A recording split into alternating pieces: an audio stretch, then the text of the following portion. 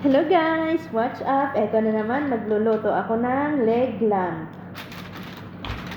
Una, gumawa muna ako ng kanyang sauce. Ito yung mga Arabic spices. Eto na siya. Umpisahan ko ng lamasin. Lamasin ko na siya ng aking mga lamas para lalo siya ay sumarap. Dapat kailangan kasi marami tayong ilagay na mga ingredients niya para sumiksik talaga sa kaloob-looban ng lamb meat at itong itong kanyang mga lamas. Iubos ko na, dapat kasi marami.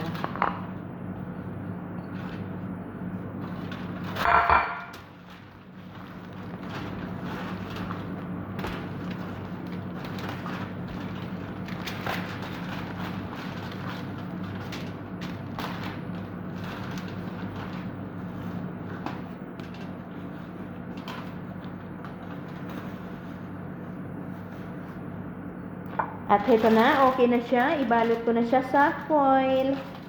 Bago ko siya lechonin. Bye mga ka-idol!